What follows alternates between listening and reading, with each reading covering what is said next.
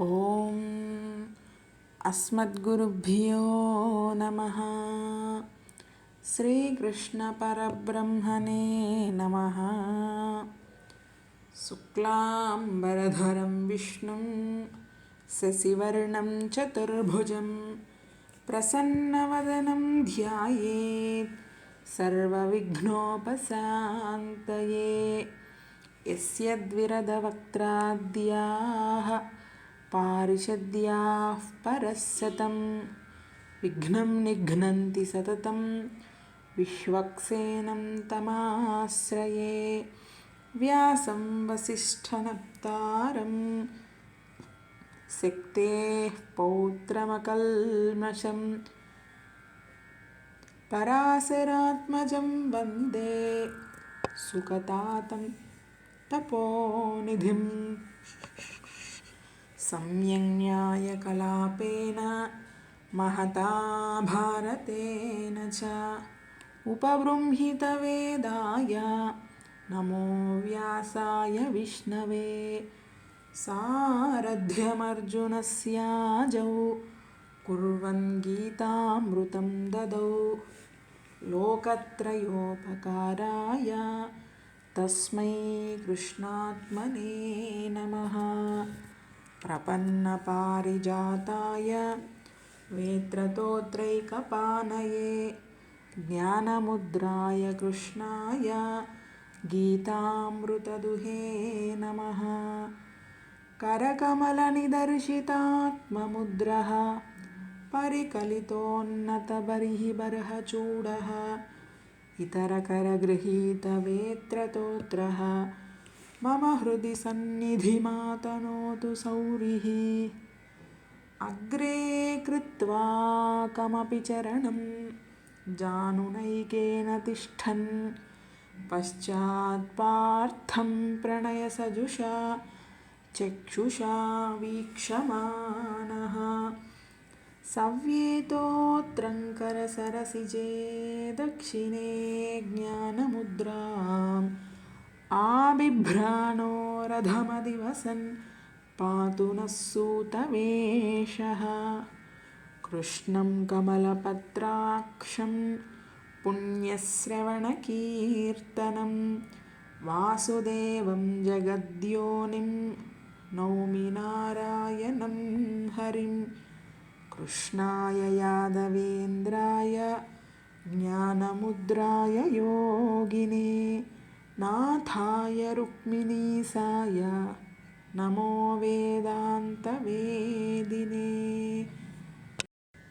धृतराष्ट्र उवाच धर्मक्षेत्रे कुरुक्षेत्रे समवेतायुयुत्सवः मामकाः पाण्डवाश्चैव किमकुर्वत सञ्जय। श्रीभगवानुवाच क्लैब्यमास्मगमः पार्थ नैतत्त्वयुपपद्यते क्षुद्रं हृदयदौर्बल्यं त्यक्त्वोत्तिष्ठ परन्तप। यं हि न व्यथयन्त्येते पुरुषं पुरुषर्षभ समदुःखसुखं धीरं सोऽमृतत्वाय कल्पते। नेहाभिक्रमनाशोऽस्ति प्रत्यवायो न विद्यते स्वल्पमप्यस्य धर्मस्य त्रायते महतो भयात्। तानि सर्वाणि संयम्य युक्त आसीत मत्परः वशे हि यस्येन्द्रियाणि तस्य प्रज्ञा प्रतिष्ठिता। देवान् भावयतानेन ते देवा भावयन्तु वः परस्परं भावयन्तः श्रेयः परमवाप्स्यथ। यदि ह्यहं न वर्तेयं जातु कर्मण्यतन्द्रितः मम वर्त्मानुवर्तन्ते मनुष्याः पार्थ सर्वशः। ते श्रेयान् स्वधर्मो विगुणः परधर्मात् स्वनुष्ठितात् स्वधर्मे निधनं श्रेयः परधर्मो भयावहः।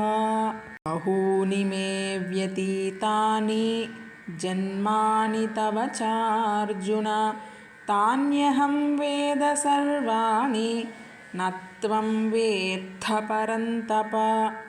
जन्मकर्म च मे दिव्यम् एवं यो वेत्ति तत्त्वतः त्यक्त्वा देहं पुनर्जन्म नैति मामेति सोऽर्जुन। मां कर्माणि लिम्पन्ति न मे कर्मफले स्पृहा इति मां योऽभिजानाति कर्मभिर्न स बध्यते।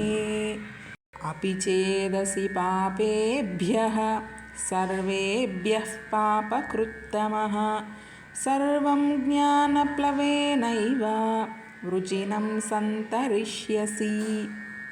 तस्मादज्ञानसम्भूतं हृत्स्थं ज्ञानासिनात्मना छित्त्वैनं संशयं योगम् आतिष्ठोत्तिष्ठ भारत। ब्रह्मण्याधाय कर्माणि सङ्गं त्यक्त्वा करोति यः लिप्यते न स पापेन पद्मपत्रमिवाम्भसा।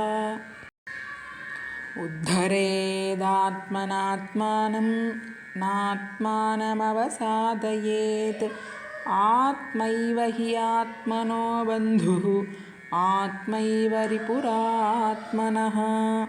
सुहृन्मित्रार्युदासीन मध्यस्थत्वेष्य बन्धुषु साधुष्वपि च पापेषु समबुद्धिर्विशिष्यते। युक्ताहारविहारस्य युक्तचेष्टस्य कर्मसु युक्तस्वप्नावबोधस्य योगो भवति दुःखः। यतो यतो निश्चरति मनश्चञ्चलमस्थिरं ततस्ततो नियम्यैतत् आत्मन्येव वशं नयेत्। आत्मौपम्येन सर्वत्र समं पश्यति योऽर्जुन सुखं वा यदि वा दुःखं स योगी परमो मतः। प्राप्य पुण्यकृतान् लोकान् उषित्वा शाश्वतीः समाः शुचीनां श्रीमतां गेहे योगभ्रष्टोऽभिजायते। दैवी ह्येषा गुणमयी मम माया दुरत्यया मामेव ये प्रपद्यन्ते मायामेतां तरन्ति ते। चतुर्विधा भजन्ते मां जना सुकृतिनोऽर्जुन आर्तो जिज्ञासुरर्थार्थी ज्ञानी च भरतर्षभ। मामुपेत्य पुनर्जन्म दुःखालयमशाश्वतं नाप्नुवन्ति महात्मानः संसिद्धिं परमां गताः।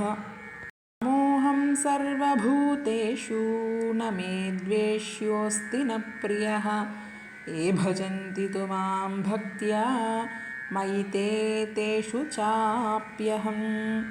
अपि चेत् सुदुराचारो भजते मामनन्यभाक् साधुरेव समन्तव्यः सम्यक् व्यवसितो हि सः।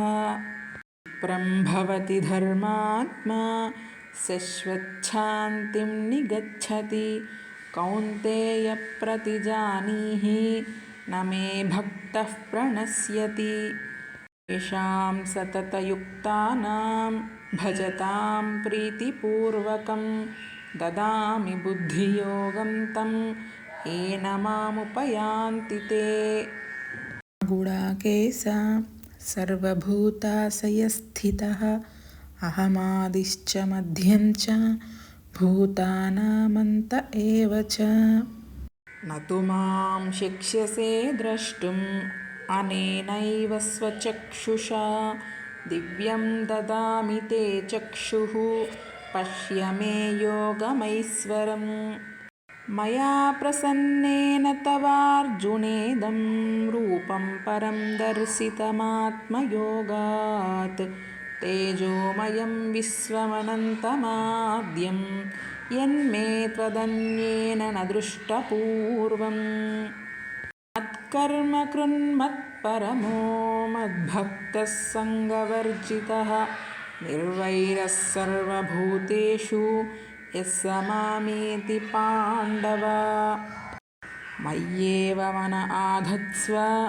मयि बुद्धिं निवेशय निवसिष्यसि मय्येव अत ऊर्ध्वं न संशयः यस्मान्नो द्विजते लोकः लोकान्नो द्विजते च यः हर्षामर्षभयोद्वेगैः मुक्तो यः स च मे प्रियः इदं शरीरं कौन्तेय क्षेत्रमित्यभिधीयते एतद्यो वेत्ति तं प्राहुः क्षेत्रज्ञ इति तद्विदः ऊर्ध्वं गच्छन्ति सत्त्वस्थाः मध्ये तिष्ठन्ति राजसाः जघन्यगुणवृत्तिस्थाः अधो गच्छन्ति तामसाः माञ्चयो व्यभिचारेण भक्तियोगेन सेवते सगुणान् समतीत्यैतान् ब्रह्मभूयाय कल्पते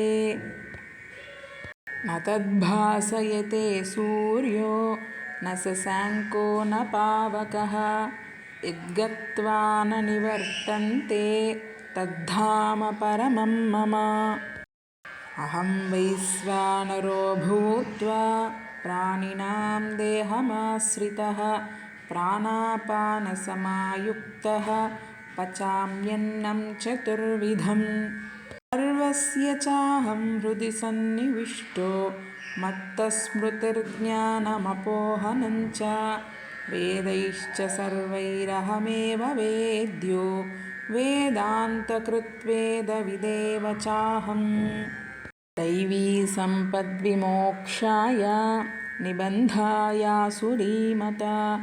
मासु च सम्पदं दैवीम् अभिजातोऽसि पाण्डव तस्माच्छास्त्रं प्रमाणं ते कार्याकार्यव्यवस्थितौ ज्ञात्वा शास्त्रविधानोक्तं कर्म कर्तुमिहार्हसि आयुस्सत्त्वबलारोग्य सुखप्रीतिविवर्धनाः रस्याः स्निग्धाः स्थिरा हृद्याः आहाराः सात्विकप्रियाः श्रद्धया हुतं दत्तं तपस्तप्तं कृतं च यत् असदित्युच्यते पार्थ न च तत्प्रेत्य नो इह